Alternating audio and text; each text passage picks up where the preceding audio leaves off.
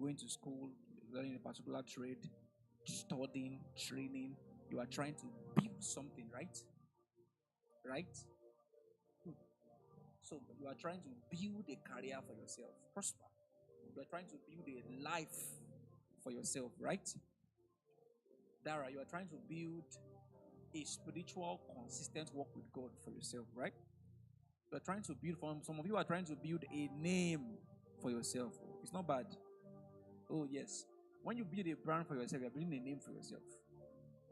Do you understand that? Yes. So, we spend plenty of time building, which is very good because we must build. Do you understand that? If you don't want to build here, raise your hand up. You don't want to build here, raise your hand up. But you want to build things, raise your hands up. You want to build a family, you want to build a house, you want to build a life, you want to build children, you want to build people. Do you understand? You want to build. There are countless number of things that comes to mind when you think about building. The question is, Bible speaking, it says, if you want to build, what you need is what? Wisdom. Now, wisdom is the practicability of knowledge, right? The practical application of what knowledge is. That's what wisdom is. So, Bible speaking, it says, by wisdom, by applying knowledge, you can build. So, the key to build, I want to build a life where God can easily, is by using wisdom to build it, right? It now says that, well, it's not enough to build something. You also need the thing to be established. For a very long time, I was wondering, so what's the difference between building and establishment? Are we together right now? I thought when I build by wisdom, that should be all. But it didn't stop there. It says, by understanding, what you have built can now be established. So it means you can build something, but the thing is not established. Hallelujah. Hallelujah. Hallelujah. Her version says, by wisdom a house is built, and by good sense, right? Was that what it says? Good sense. Can someone give me another translation? I want message and amplified. Message and amplified.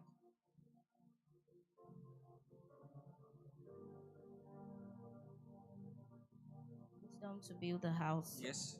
And understanding to set it on firm foundation. On firm foundation. What's that? What's that? Sir? What version is that? Message. Give me amplified. I'm not done though. Oh, no, only verse 3. 3, okay. Yes, amplified. Only verse 3. Through skillful and godly wisdom. Through skillful and godly wisdom. Is a house built. You build your house, yes. And by understanding, it is established on a sound and good foundation. On a sound and good foundation. Okay. So it means, listen very carefully now. So it means building is not all there is to build. Do you understand what I'm talking about?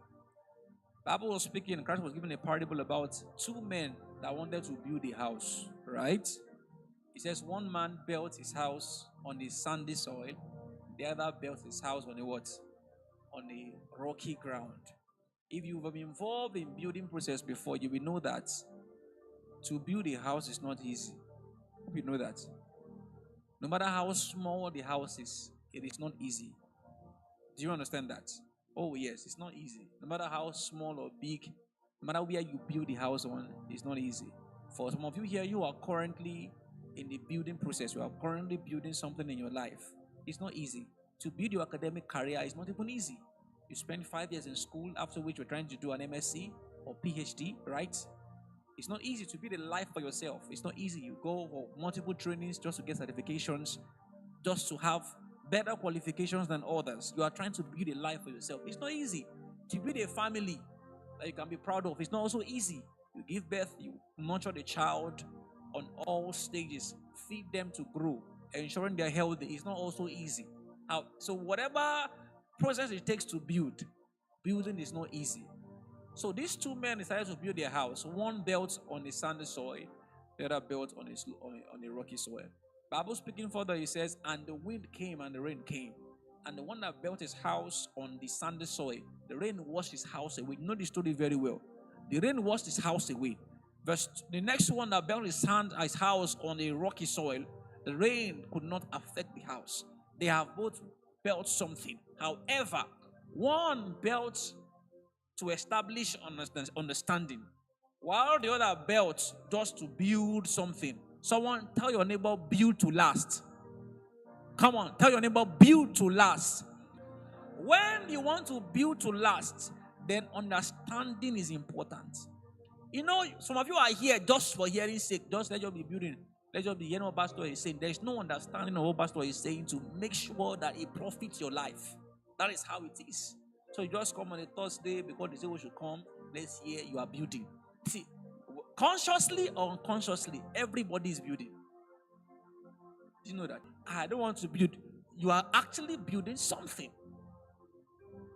Directly or indirectly. Whether your effort is there or not, you are building something. So, building in life most of the time can both be active and passive. Now that we know that whether you are conscious about it or not, you are actually building something, why not build intentionally with understanding, with the aim that you want it to last? The difference between the man that built his house on the road and the intention of the building lasting. So people that have the intention or the mindset of future will always build to last, because they know that if the future will benefit from this building, then we have to build it to last. Hence, understanding is needed.